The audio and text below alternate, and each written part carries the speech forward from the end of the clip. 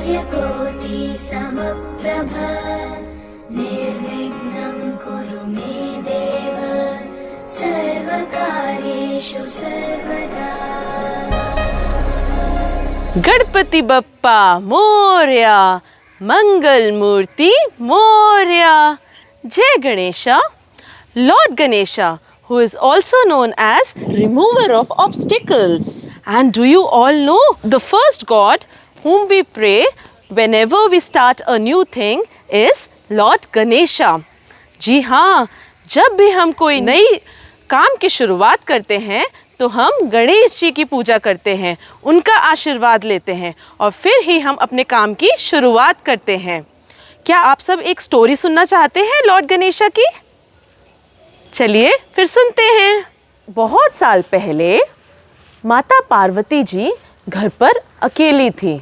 उनको स्नान करने जाना था तो उन्होंने अपने माथे के चंदन से एक मनुष्य की आकृति बनाई और उसमें जान डाल दी तो वह एक बालक बन गया और उसे वह अपना बेटा मानने लगी। और उन्होंने बोला, क्या बेटा आप बाहर जाकर दरवाजे पर खड़े हो सकते हो?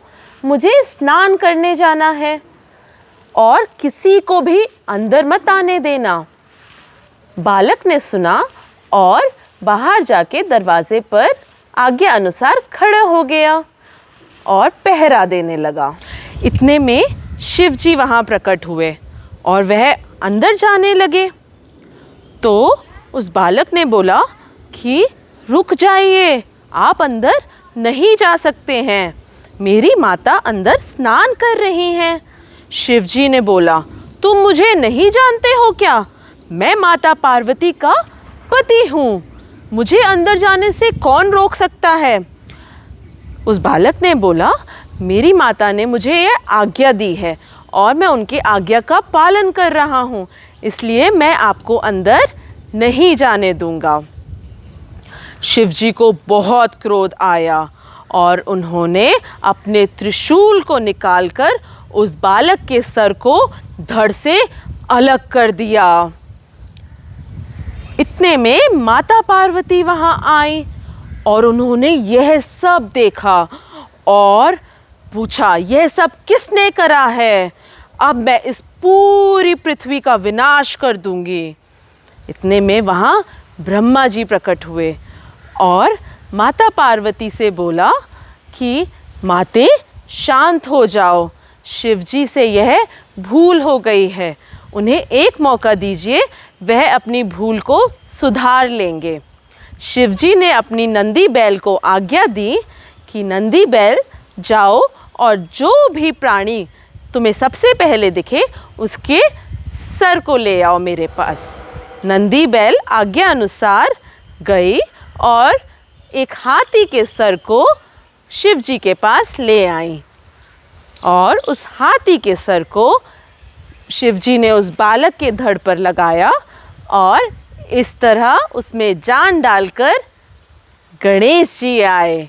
उनका नाम गणेश जी उनकी माता पार्वती ने रखा और उनको वरदान दिया कि आज के बाद इस पृथ्वी पर कोई भी नए काम की शुरुआत होगी तो सबसे पहले आपकी पूजा की जाएगी, आपकी आरती की जाएगी। So kids, what did we learn from this story? I learned that Lord Ganesha was very obedient.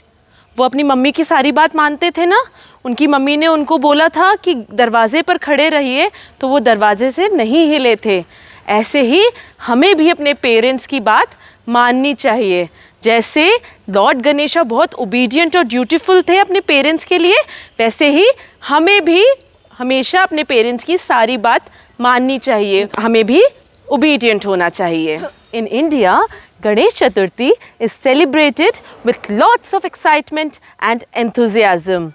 आप सबको पता है बहुत बड़े बड़े टेंट्स बनाते हैं और उसमें गणेश जी के आइडल को रखते हैं और उनकी रोज़ सुबह शाम पूजा करते हैं, उनको बहुत अच्छी तरह से डेकोरेट करते हैं।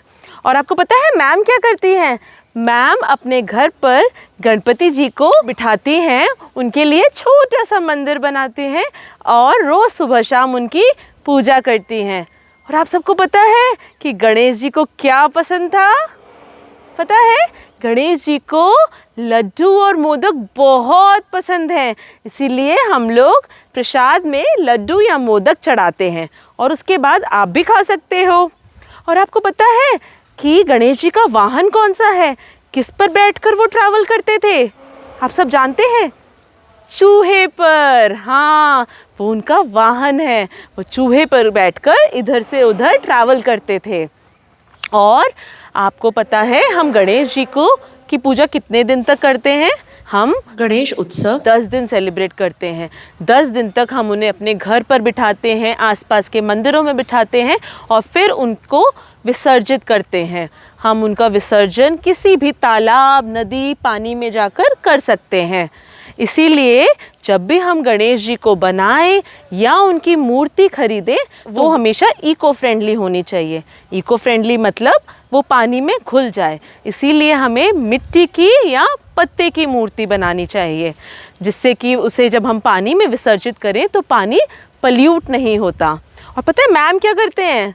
मैम गणपति जी को अपने घर में ही किसी बाल्टी में या किसी घड़े में विसर्जित करते हैं और उस मिट्टी को यूज़ करके वो प्लांटेशन करते हैं, तो उससे नए पौधे आते हैं। आप सब भी घर पे ट्राई करेंगे? हाँ? तो अब आप सब ने जाना कि हम 10 दिन गणपति जी को अपने घर में बिठाते हैं और फिर हम उन्हें विसर्जित करते हैं। और उनका जो विसर्जित करना पता है आपको क्या सिंबलाइज करता है? कि वह अपने पर्वत पर वापस जा रहे हैं। और जब हम उन्हें वापस भेजते हैं तो हम पता है क्या बोलते हैं? गणपति बप्पा मोरया, पुर्जा वर्षी लोकरिया। इसका मतलब है पुर्जा वर्षी लोकरिया, मतलब है कि नेक्स्ट ईयर भी आप आना, हम आपका वेट करेंगे। और अब आप सबको पता चल गया है ना कि हमें इको फ्रेंडली गणपति जी बनाने हैं या खरीदने हैं, क्योंकि जब हम उन्हें विसर्जित करेंगे पानी में तो वो मिट्टी से हम पेड़ पौधे उगा सकते हैं, राइट? अब आप सब गणपति जी का फेस्टिवल बहुत एंजॉय करिएगा। Happy Ganesh Chaturthi. Take care.